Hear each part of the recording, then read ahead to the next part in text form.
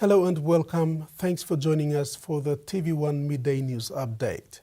The National Banking Corporation is continuing its drive to support small and medium-sized businesses by hosting a mini SME forum in Popondetta. Business owners from Popondetta, Sorovi Block and Kokoda District attended this session. They met directly with NBCL staff to discuss banking needs and learn about services available to grow their operations. Head of Retail, Kili Tambua, says access to clear financial information is essential for SME confidence and long-term sustainability. He says NBCL aims to bring services closer to communities and promote financial inclusion. Prime Minister James Marape expressed concern following reports that Papua New Guinea's Chief Justice has been referred to a leadership tribunal, describing the development as unprecedented and involving one of the nation's most important constitutional offices. Marape said the office of the Chief Justice embodies the rule of law and the administration of justice in Papua New Guinea, and therefore any developments affecting that office must be treated with the utmost seriousness and care. Prime Minister James Marape has warned that any actions taken regarding the Chief Justice, Justice Gibbs Salika, must be conducted transparently and fairly, recognizing the potential repercussions for public confidence in the judiciary and governance as a whole. He says such matters can stir significant political and social discourse, as the judiciary's independence is critical for upholding democratic principles and the rights of citizens. By calling for careful consideration of the situation, Marape advocated for due process and caution amid concerns about political interference in judicial matters. The Prime Minister last Friday directed the Chief Secretary to Government to convene an urgent meeting with senior officials to review the matter and ensure the integrity of the judiciary and constitutional processes is fully respected. He said the referral of the Chief Justice, the head of the judiciary, to the Ombudsman Commission raises serious constitutional considerations. He emphasized that the executive government respects the independence of constitutional offices, including the Ombudsman Commission, and will not interfere with their lawful duties. However, the Prime Minister said the government has a responsibility to understand the circumstances surrounding the referral and ensure the institutional integrity of the judiciary is safeguarded. Freddie Mo, TV1 News. Transparency International Papua New Guinea has welcomed two final-year communications students from the Papua New Guinea University of Technology, marking the start of TIPNG's 2026 Industrial Training Program. The 13-week placement runs from February to May and represents the first time TIPNG has engaged trainees from university schools of Communication and Development Studies. Their work includes updating voter education materials and assisting with election campaign briefs. The partnership with PNGUOT is part of TIPNG's broader effort to strengthen national integrity systems by giving emerging professionals real-world exposure to communications challenges in the governance sector. Since its grand launching at Pimaga Station in Kutubu by Prime Minister James Marape, the construction of the Poroma to Kutubu Road is yet to start.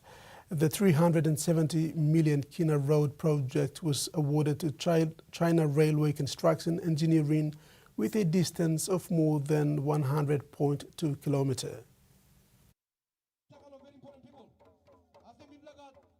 The Poroma to Kutubu Road project, which was announced with great anticipation during its grand launch at Pimaga Station by Prime Minister James Marape, represents a significant infrastructure undertaking aimed at improving connectivity in Papua New Guinea. With a budget of 370 million kina and a distance of over 100.2 kilometers, The project has been awarded to China Railway Construction Engineering, a major player in infrastructure development. Though the official launch was celebrated, the fact that construction has yet to commence raises concerns and questions about project timelines, logistics, and any potential challenges that might be causing delays.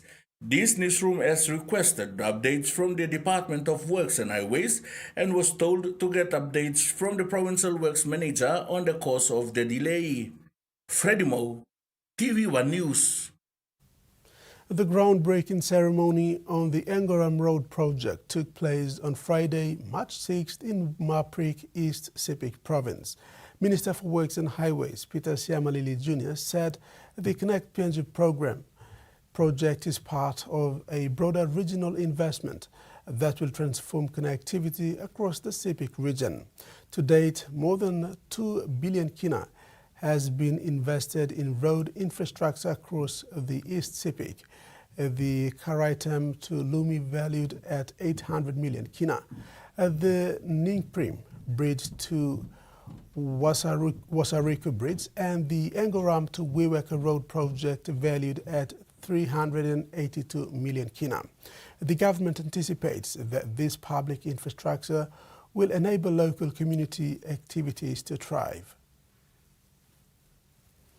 In news overseas, the New Spirit of Tasmania 5 vessel has departed Scotland, setting sail for Australia.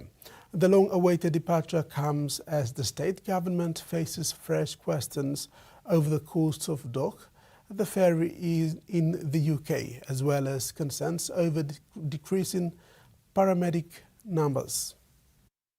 Travelling down the British coast, Spirit 5 wraps up its 4-month stay in Scotland. Really excitingly, Spirit Tasmania 5 departed Leith in Scotland last night and is now on its way back to Australia. The new ferry will take about 7 weeks to reach Australia, where it'll be stored in Victoria with Spirit 4. Contractors hard at work in Devonport to build the port for the ships, with key pieces of a 400-ton gantry installed this week.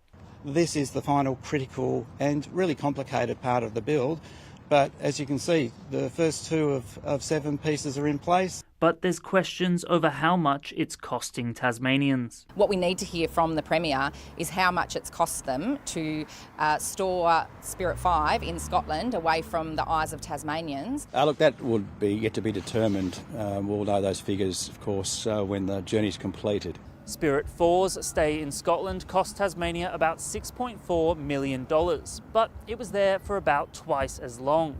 TT Line says the final costs for Spirit 5 will be released once they're confirmed. And as those questions continue, attention is also turning to pressures on Tasmania's ambulance service. Because we're working so many shifts down, like even today in Launceston we're 2 crews short, that increases the workload for everybody, and with that increases the fatigue, it's not being able to get breaks. Health Department data showing the number of full-time equivalent paramedics dropped from 321 to 302 between June and September last year. We are losing paramedics, we are not increasing the numbers that we see, and those short staffing issues have only gotten worse. The Premier refutes that. I can assure you that we have around 50 more Ambulance Tasmania staff in place since, of course, our recruitment blitz in around 2024. Back home in sports, the Goroka Rugby League has received new sporting equipment from the Papua New Guinea Rugby Football League to boost the growth of rugby league in the province.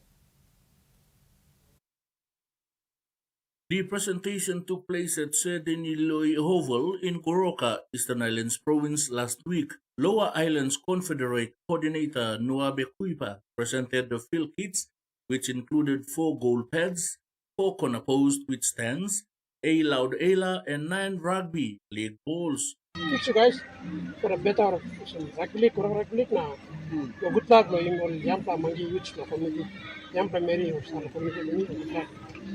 It's for them, it's not for us. But we work in so that criteria staff, protocol staff, we come out of the And we good luck again, that's what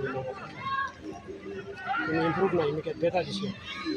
Since you guys are the oldest league in the country, at least we give you something. Kuiper said Goroka Rugby League is one of the biggest and oldest leagues in the country, and the support aims to help the league organize a better season this year. He explained that while the league did not meet requirements last year, they hoping that this year the competition can move forward positively. Kuiper added that the equipment may be small, but they play an important role during matches and must be looked after for the benefits of the league and participating clubs. Goroka Rugby League Vice President Martin Wilson thanked PNG-RFL for the support, saying the equipment will greatly assist the competition this year. I think it's our kitchen, first of its kind. And last year, Rugby League natin something down so we got. Na team we start more now we got on this one. But now the people at the office for PNG-RFL on the side. Now we start constructing them. We complete so this. You can advise me for how when you give us like that, we talk to you. We got people on us. So the police more kitchen, first of its kind. We got senior, most of our Rugby League president when we got assisted the class we can say by participating.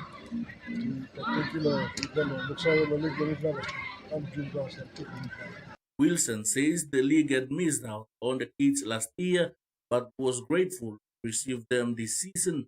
He also welcomed the relocation of the Lower Islands Confederate office to the National Sports Institute in Goroka. He said this will strengthen cooperation with the local league. Mr. Long time through here. Aku PNG Rugby League and the oldest thing. Minus a looking at something. Never in my life. Our first time me looking na me to thank you. You may mas solim han one time was like you. One time you cross plenty working kind but end of the day you to rugby must go good. 16 clubs are expected to compete in the 2026 Goroka Rugby League season. Meanwhile, during the presentation ceremony, the Goroka Rugby League also handed over its compliance documents to the Lower Islands Confederate Coordinator. Freddie Mo, TVWAN Sports.